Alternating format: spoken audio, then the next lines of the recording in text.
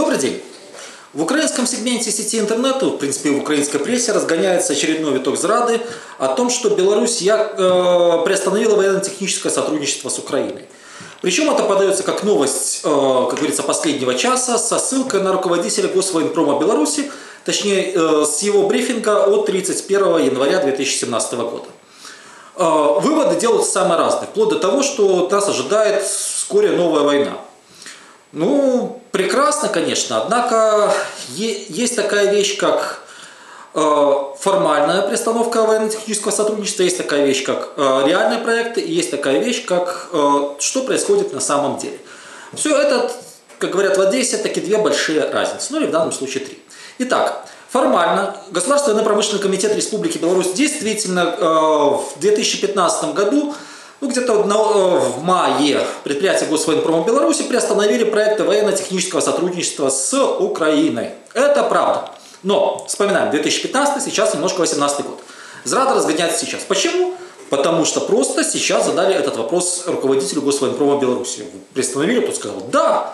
И потому что, мол, Минск является площадкой для минских переговоров, прошу прощения за тавтологию, это есть нехорошо. Прекрасно. Однако, есть факты того, что произошло после 2015 года. Давайте начнем с совместных, так сказать, проектов.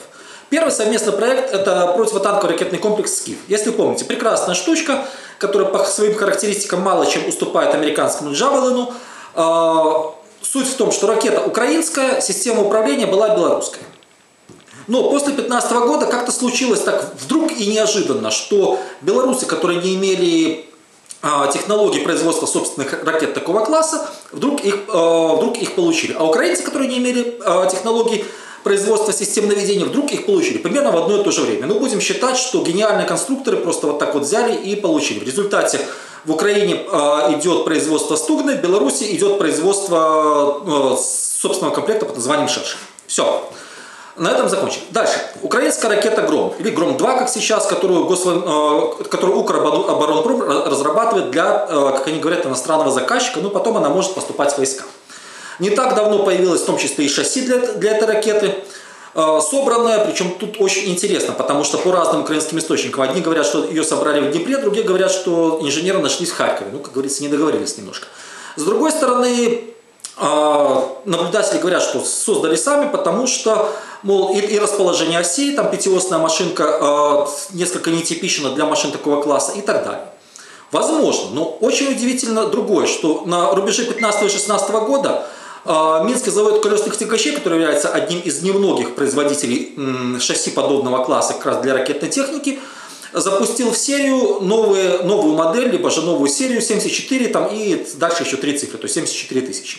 И некоторые образцы четырехосных моделей по геометрии, по размещению осей удивительным образом совпадают с той же самой нетипичной геометрией, либо же схемой размещения осей в Украине. Только белорусский вариант 4 оси, украинский 5. Тоже считаем, что это вдруг получилось вдруг так и сразу, потому что русские пытались создать, имея определенный запас технологический и научный, пытались создать подобное шасси на базе Брянского завода, московских, у них ничего не получилось. Украинцы, которые не производили подобных шасси, сделали тоже гениальные инженеры, причем и украинцы, и белорусы одновременно додумались до нетипичного размещения оси. Тоже исключительно совпадение. Но от совпадений теперь перейдем к, скажем так, к практике.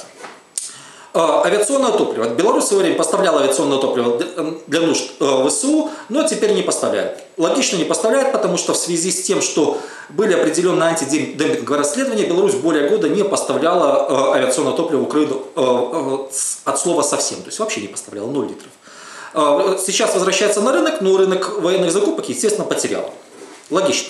А остальное ГСМ, дизельное топливо, бензин и так далее, Беларусь работает по принципу первого контрагента. То есть продали какой-то украинской фирме, продала ли эта фирма потом это топливо, допустим, ВСУ, никого уже не интересует. Дальше. Военно-технического сотрудничества между Беларусью и Украиной нету. Но, тем не менее, за последние 2 года по моим оценкам, уже более 200 разнообразных грузовиков МАЗа, в том числе и бронированных, под маркой МАЗ-Богдан поступили на вооружение вооруженные силы Украины. Странно, правда? Но еще раз повторю, военно-технического сотрудничества нет. При этом украинцам не слишком нравилось то, что многие двигатели для военной техники использовались во многих случаях как раз таки ярославские двигатели, российские. В свое время поступали они через Республику Беларусь, но нужна была замена. И тут, конец 2017 года МАЗ «Богдан» по просьбе, в том числе украинской стороны, производит технику на базе китайских двигателей. Мало того, учитывая большой, в том числе украинский рынок, МАЗ договаривается с китайским производителем двигателей о том, что завод по их изготовлению будет строиться под Минском и будет запущен в конце 2019 года. Вот, пожалуйста, тоже военно-технического сотрудничества не существует от слова совсем. Потому что МАЗы идут в Украину под грифом «специальная техника гражданского назначения». А то, что они потом перекрашиваются в какой-то цвет и используются, в том числе на фронте, это уже никого не интересует. Третий. В Украине есть чудесный броневичок «Варта», который, если верить словам министра внутренних дел господина Авакова, был собран с участием белорусских инженеров. Еще раз подчеркну, военно-технического сотрудничества нет. Но броневик «Варта» был как-то создан. Он был создан на базе МАЗа, на шасси МАЗа. После этого была попытка переделать на шасси Татра, но все-таки вернулись к шасси МАЗ. «Варта» успешно поступает на вооружение и в Национальную гвардию, и в вооруженные силы Украины. При этом, еще раз повторю, на шасси МАЗ. Если говорить о запчастях, один из блогеров украинских заявил, что якобы Беларусь перестает поставлять запчасти для автомобильной техники. Но тут, как говорится, очень странно, если посмотреть на структуру внешней торговли между двумя странами, именно по кодам КВЭД, то как раз такие запчасти, шасси и так далее, и специальное оборудование для производства автомобильной техники, в том числе большой проходимости грузоподъемности, наоборот, увеличивается. То есть только шасси для специальной техники, если не ошибаюсь, в 2017 году было поставлено 82 штуки, в 2016 5. И так далее по другим направлениям. То есть получается, что цифры говорят немножко о другом. Но еще раз повторю, это все идет по белорусским документам исключительно как гражданская техника. Для товарищей из-за поребрика Беларусь всегда говорит, мы оружием с Украиной не торгуем. Ни в коем случае. Есть еще одна тема достаточно интересная. Тема оптики. В свое время и волонтеры, и, в принципе, государственные структуры достаточно много покупали оптики, в том числе для стрелкового оружия белорусского производства. Когда я подсветил эту тему, даже в свое время на Deutsche Welle Госвоенпром давал опровержение, что Госвоенпром не торгует оптикой с Украиной. Действительно, я подтверждаю слова Госвоенпрома Беларуси. Госвоенпром Беларуси не торгует оптикой с Украиной. Запомнили? А теперь, как говорится, внимательно следите за руками. В Беларуси есть одно производство Белома, которое входит в структуру Госвоенпрома. Есть второе производство. Это компания Yukon Advanced Optics, она же Pulsar, она же Сибирь, она же еще что-то по-китайски и так далее. Одно имеет завод в городе Минске, второе в славном городе Волковыске. Вот второе предприятие, оно не входит в структуру Госвоенпрома, но по прицелам ночного видения, например, первого поколения, оно контролирует до 60% мирового рынка.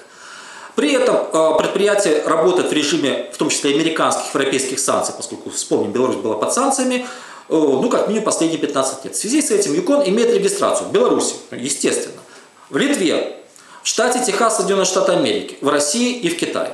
В каждом из случаев, в зависимости от пожелания заказчика, изделие, скажем так, сопровождается биркой «Made in» соответствующая страна. То есть прицелы могут быть литовские, американские и так далее. Заводик, повторю, один, в городе Волковыске. С недавнего времени, если быть точнее, с 2015 года, Yukon Advanced Optics имеет юридическое лицо в Украине. То есть даже Yukon сейчас по документам не торгует оптикой военного назначения с Украиной. Оптика Yukon Pulsar производится по документам в Украине. Поэтому с точки зрения заявления о приостановке военно-технического сотрудничества оно есть. С точки зрения бумаг, тут, как говорится, не подкопаешься, печати, санкции, приостановить они все есть. Реальность немножко иная. С другой стороны, Беларусь всегда была страной государственным контрабандистом. Никого не удивляют белорусские креветки, никого не удивляют белорусские устрицы, никого не удивляет что-нибудь еще. Те же самые папайя и киви. В такой же самой логике Беларусь не торгует продукцией двойного и военного назначения с Украиной. В такой же самой логике, МАЗы, Богданы, МЗКТ, что-то еще, это исключительно плод работы украинских инженеров. Это исключительно стопроцентный украинский продукт. На этом всего вам доброго. И не верим фейкам. Видео понравилось? Подписывайтесь, расшаривайте и пусть за поребриком порадуется. До свидания.